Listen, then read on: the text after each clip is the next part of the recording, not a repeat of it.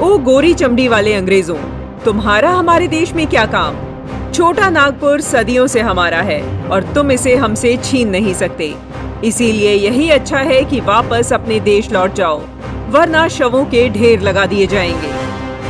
अंग्रेजों को ललकारने वाले ये शब्द एक ऐसे निडर, निर्भीक और तपस्वी युवा के, जिसने जंगल के दावेदारों के लिए अपना सब कुछ लुटा दिया। एक ऐसा नायक जिसके क्रांतिकारी चिंतन ने आदिवासियों की दशा ही बदल दी। एक ऐसा युवा जिसने पेट की भूख छोड़कर मन की पीड़ा के लिए जीवन न्यौछावर कर दिया।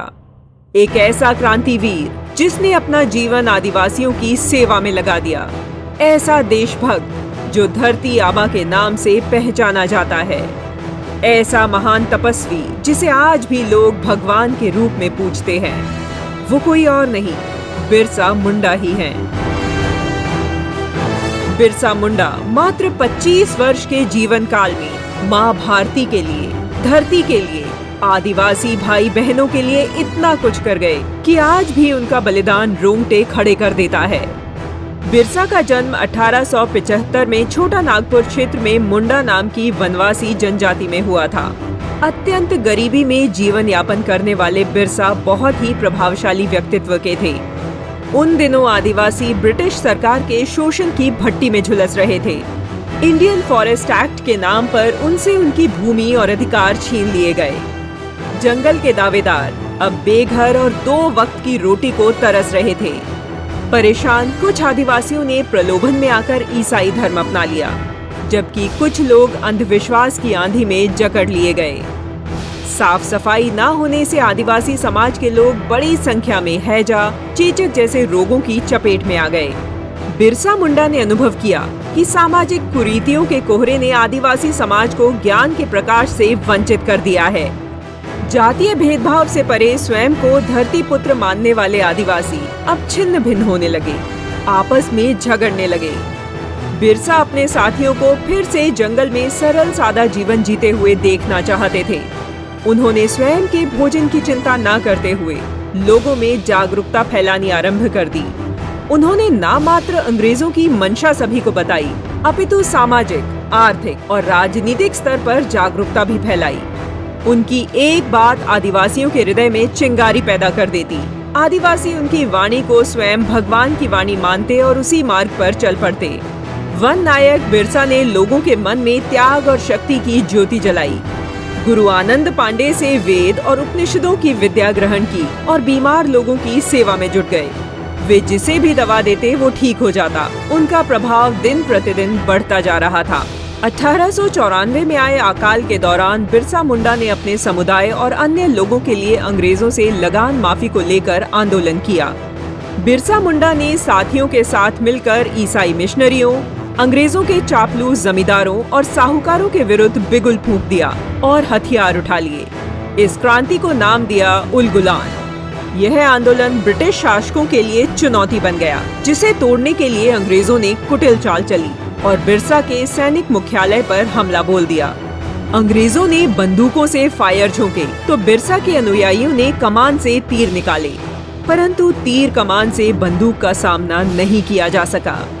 बच्चों, महिलाओं समेत कई लोग मारे गए, परंतु बिरसा मुंडा किसी प्रकार बच निकले। वे दूसरे क्षेत्र में जाकर लोगों को फिर संगठित करने लगे। इस बार अंग्रेजों ने अपने कुछ चमचों को बिरसा के अनुयायी बनाकर मिलने भेजा और अपनी कुटिल चाल से बिरसा मुंडा को गिरफ्तार कर लिया। उन्हें रांची जेल ले जाया गया, जहां कुछ महीनों बाद ही संदिग्ध परिस्थितियों में उनका निधन हो गया। धरती से उनकी विदाई की तिथि थी 9 जून 1900। कहा जाता है कि उन्हें अंग्रेजों ने धीरे धीरे जहर देकर मौत की नींद सुला दिया। धरती का आबा धरती से चला अवश्य गया, परंतु वनवासी क्षेत्रों में अंग्रेजों के लिए चुनौती उत्पन्न कर गया, क्योंकि जो चिंगारी वे वनवासियों में जला कर गए थे वो अब शोला बनकर धधकने लगी थी। बिरसा मुंडा की क्रांति की गूंज ने रानी विक्टोरिया को भी विकल कर दिया।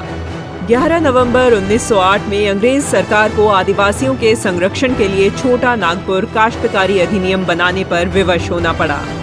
वर्ष 1977 में प्रख्यात लेखिका ने जंगल के दावेदार नामक उपन्यास में उनके बारे में लिखा, जो बहुत प्रसिद्ध हुआ।